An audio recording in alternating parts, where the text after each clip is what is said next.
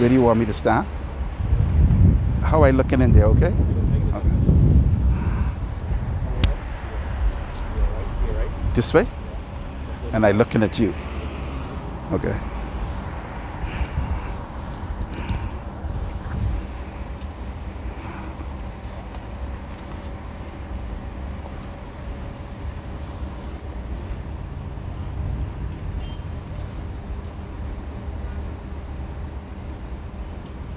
You look very nice today. Thank you. Okay. Yeah, glad I did.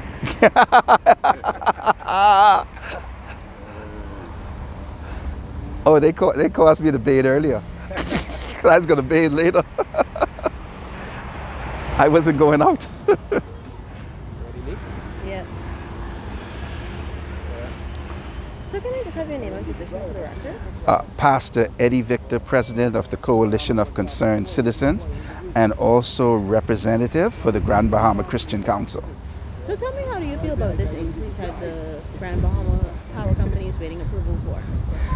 It's amazing that this company is making an application for a rate increase in this present economic condition that Grand Bahama is in. We are still recovering from Hurricane Dorian and also the pandemic. And everyone knows for years this economy has been struggling. And yes, there's a lot of things on the drawing board, but we got to deal with the president now. The average person, the average residential customer cannot afford an increase in power. The small, medium-sized, and I dare say the large businesses, industrial-sized businesses, they cannot afford an increase in electricity. The hotel industry, which is struggling on this island, because if you really look at it, we have less hotels than we've had historically on this island. They cannot afford the increase. So what is bearing out here is a company that is profit-driven. They are actually running the company based on financial projections that says that they need to have an increase in rates in year 2003 or 2024 in this case. And it's not taking into consideration what impact it's going to have on the economy. Now, the Grand Bahama Port Authority, which is regulating them, has the Grand Bahama Power Company did any type of financial impact study? When is the town meeting going to be called where the public comes in and is able to voice their opinion for yes or no for the increase? We have not seen this. And quite frankly, since this news got out, what the people I'm hearing from, they're extremely angry. Most people are angry because they can't believe that this is what this company is going to do. Grand Bahamians are struggling with the cost of living, and we've seen it very clearly. Increase in gasoline, increase in the grocery at the store, increase in certain services, and you're going to now add to the cost of living by increasing the rate of electricity. It cannot happen. And I really want to caution the Port Authority and Grand Bahama Power Company, because there's going to be a great pushback. And as far as the faith community is concerned in Grand Bahama, the Grand Bahama Christian Council is in complete objection to any type of increase in electricity at this time. But there's something else we need to address. We have this, I think it's reported to be a $10 million or so, maybe, I don't have the accurate number, solar plant being constructed. Solar energy, one would think right away, it's going to reduce the cost of electricity. But the fact of the matter is, even when that plant comes fully online, they're not going to bring down the cost of electricity. The first thing that's going to happen is the consumers, the customers, both residential and commercial, are going to have to pay for the plant. Why should we pay for a plant we don't own? It doesn't make any sense. And if you have a plant and you need to repair your plant, that should be on you, not on us.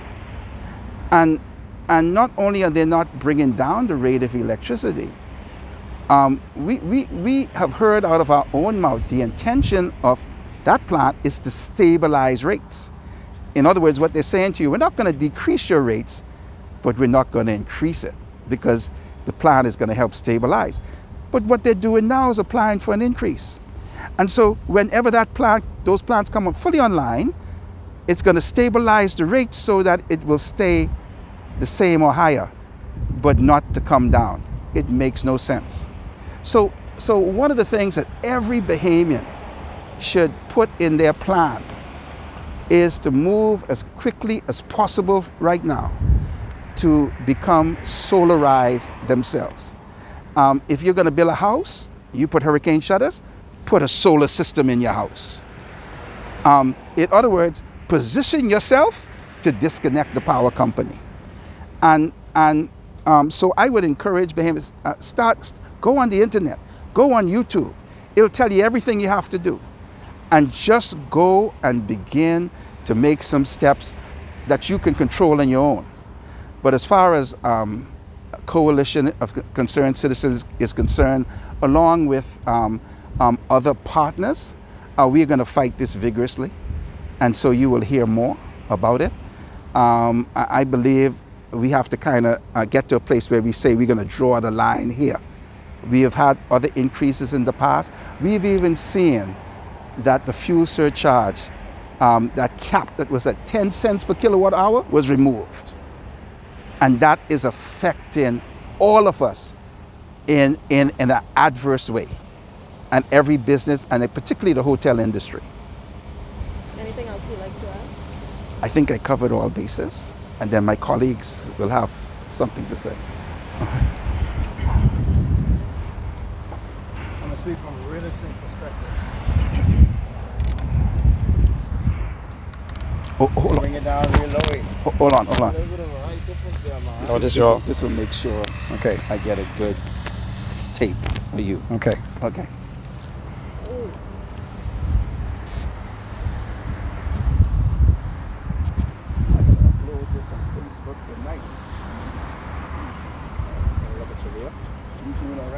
Dwayne King, DWAYNE KING.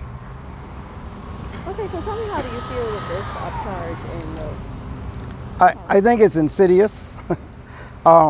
We've had, over the last month and a half, unreliable services due to, issues at the plant. And, what bothers me is this. My father actually started the metering department here. I grew up in Freeport Power. I worked at T&D, accounts payables, accounts receivables. When I look at the 70s and 80s and 90s, we had more properties here. We had all of the hotels were occupied, Shalimar, Princess Country Club, Casino. We had Atlantic Beach. We had a lot of things going on. Almost every apartment complex was occupied, but we have less reliable services. And I look at the power company now, which is a lot bigger than it was years ago. A lot more trucks, a lot more employees, and I wonder why they keep charging more when their plant is supposed to be efficient. And again, as Pastor Eddie Victor spoke about the new solar plant, well, the first phase, how is that really going to affect us? As a real estate agent, one of the constant questions I am asked when I look at somebody who's investing here is what are the power bills like? And that's a concern. And if you have a rent and a mortgage, and if your power bill is almost as close to your rent, that's not good, because we're looking at the cost of living in every area going up. I am totally in disagreement with it. I know that international investors and residents who have been investing and living here for many years or want to invest, it's a deterrent. And I would implore GB Power to improve their reliability of service. They are ahead of most islands, if not all islands in the Bahamas, but that's not good enough. I believe if you're going to be charging us more, you should give more. But I do not totally 110% do not agree with the rate increase. And I would surmise that if you were to go to every establishment, if you were to go to every socioeconomic level on this island, from East End to West End, you will get the exact same concurrence that nobody's in agreement with a rate increase. Anything else you would like to add? I just think that also the power company, I look at the easements, I look at tree trimming, I look at a lot of things that were being done years ago, and it's not being done. Even where I live, I had to go and clear a pole so that BTC and Cable Bahamas could access their fiber optics juncture. I shouldn't have to do that. If we're paying you all this money, we need to ensure that, hey, services are reliable and the infrastructure is kept up and maintained. We have too many street lights out on this island. Freeport Power, not GB Power, used to have a crew that drove around in the night. They would take the number of the poles. I know this for a fact. Take the number of the poles and they would send out a night crew. And all that crew's job was to do was to repair and change street lights. If you drive around, you'll see the street lights hanging, but you won't see any light. They need to get on it. You want more money, you want this, do your job and do it right. And do it. We as Grand Bahamians and as Bahamians deserve it. You cannot come here as a foreign company, partially Bahamian, make all this money and take it out the country, and then we must be left to suffer. You know, and I have children, I have grandchildren, and I don't care who runs a power company. It's a matter of godly and what is right and what is good, and that's what I stand on, the principles of Jehovah God. Thank you. While it's in my mind. So can you just state your name and position for the record? Good afternoon, Grand Bahama and the Bahamas. My name is Pastor Terrence Jones, and I'm here today because I am disappointed and I'm fed up. I'm fed up with what's going on with these big conglomerate companies that comes into the Bahamas and feel that they have a right to do whatever they want to do. I say that because just about 2 years or so ago, we were in a fight with Freeport Power about not raising the power rate, which they did against the wishes of the people. And on top of that, the services have gone down considerably since they raised the price. So what is the purpose? The second thing I want to say is this. I feel that it is wrong for any business to come into the Bahamas and say we're going to be a business, but we're going to let the people pay for our business. If you're going to invest into something, you're supposed to come up with the investment. But Freeport Power does not take that stand. Their stand is, I'm going to invest, I'm going to make money, and I'm going to make sure that the people pay for that money. And so I'm going to project that I'm going to make $2 billion this year. And when I see I'm not going to get that $2 billion because so many people have left Grand Bahama because of the cost of living and other reasons, that they're not that much homes connected and even businesses connected. So now their projected revenue is not there, but they still want to have that same amount of funds coming in. So they're asking to raise the rate again. And it is ridiculous. It should not happen. And I just need to say this because I want the Bahamas to notice, and especially the government. I'm tired of big companies coming in here, doing what they want, and then owing the Bahamian people, the small contractors, the small laborers, and they decide, okay, I'm going to shut this down, and they don't pay them anything. It is ridiculous. Freeport Power should not be allowed to raise their rate any more for the foreseeable future. It is absolutely ridiculous, and I'm totally against it. I think it's inhumane. It reminds me of when American Airlines said because gas had gone up because of the war in the Middle East and fuel has gone up, we're going to charge you for luggage. But once the fuel come down, we will not charge you for luggage again.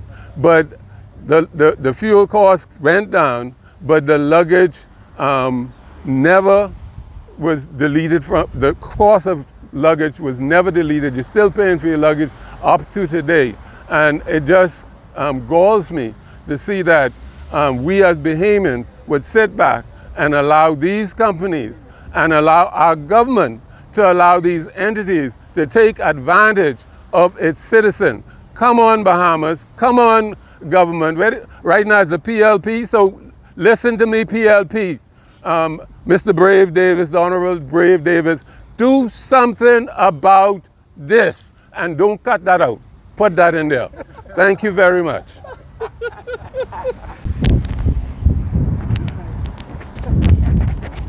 And make way for my colleagues. Okay. Tell me when I can go. Okay. Another question we have to ask with this rate increase, when it comes to West and East Grand Bahama, which is outside of the Freeport territory, how can they increase West and East Grand Bahama rates without IRCA's approval? IRCA is the regulator for the Bahamas. That's according to the law, which includes Freeport. But let's look past Freeport, because you may say, well, that's the Hawksbill Creek Agreement. There's still some arguments there with it. But West and East Grand Bahama, they cannot get rate increases unless IRCA approves it. And it'll be interesting to see what happens.